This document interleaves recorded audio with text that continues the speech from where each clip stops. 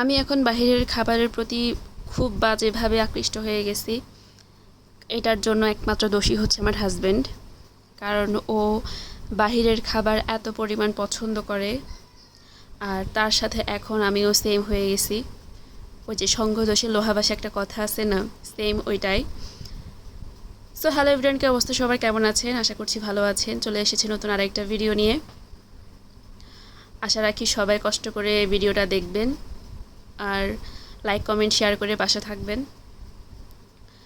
যদি স্টার দিয়ে পাশে থাকতে চান তাও কোনো অসুবিধা নেই।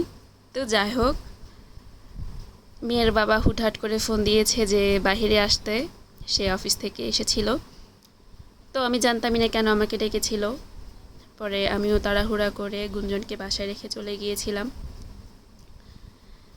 এখন মোটামুটি একা বের হই, মানে কাছেই, বাসা থেকে 10 মিনিটের রাস্তা, অতটুকুই আমার দৌড়, এর বেশি আর না। তো সে আমাকে কেয়ার বক্স ডেকেছিল। আর কেয়ার বক্স হচ্ছে আমাদের নিত্যদিনের সঙ্গী, এখানে সব কিছু পাওয়া যায়, আর এটা 24 ঘন্টায় খোলা থাকে। তো সে বলেছিল যে আমাকে আমার প্রয়োজনীয় জিনিসগুলো নিতে, প্রতি মাসেও আমাকে আমার প্রয়োজনীয় জিনিসগুলো কিনে দেয়। আসলে যেগুলো প্রয়োজন এগুলো তো অবশ্যই প্রতি মাসে আমাদের নিতে হয়, সেটা যেমনই হোক, গুঞ্জনের জন্য, আমার জন্য। তো আমাকে বলতেছিল যে তোমার মনের মতো যেটা পছন্দ তুমি নিতে থাকো। তো আমার তো অবশ্যই প্রয়োজন আমার চা পাতা, দুধের গুঁড়া, বিস্কিট, যেগুলো ছাড়া আমি একদমই অচল, এগুলো আমাকে নিতেই হবে। আর গুঞ্জনের কিছু নিত্যদিনের প্রয়োজনীয় জিনিসগুলো লাগে, ওইগুলো তো অবশ্যই নিতে হয়।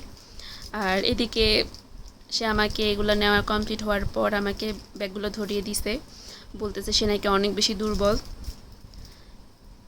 তো যাই হোক, আমাদের কেনাকাটা শেষে এখন আমি তালের ডাব দেখেছি, এখন আমাকে তালের ডাব খেতেই হবে। এরপরে চলে গিয়েছি তালের ডাব কেনার জন্য। তো এখানে প্রতিটা পিস বিক্রি করে 30 টাকা করে, কিন্তু এখানে কচিও থাকে আবার শক্তও থাকে। তো এগুলার নিয়ে বাসা চলে এসেছিলাম, কারণ আমার কাছে ঠান্ডা ঠান্ডা খেতে বেশি ভালো লাগে।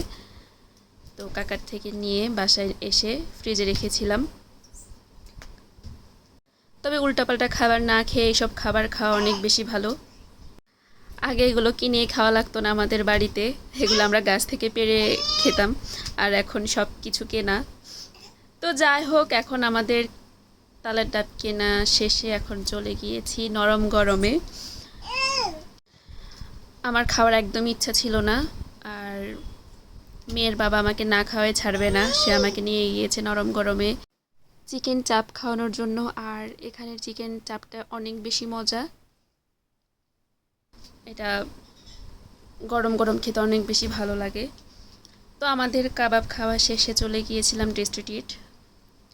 আর এই দইটা খেয়েছিল গুঞ্জনের বাবা, কারণ ও কাবাবটা খাই নাই, আমি খেয়েছিলাম। তো এদিকে আমরা ভাগাভাগি করে খেয়ে নিলাম, এরপরে টুকটাক কেনাকাটা করে বাসা চলে আসলাম। তো আমার ভিডিওতে কিন্তু গুঞ্জনের বাবা খুবই বিরক্ত হয়, যেটা সত্যি কথা, কিন্তু তাকে আমার বিরক্ত করতে তো অনেক বেশি ভালো লাগে। তো যাই হোক, আজ এ পর্যন্তই, দেখা হবে পরে অন্য কোনো ভিডিওতে। সবাই ভালো থাকবেন আর সবাই পাশে থাকবেন।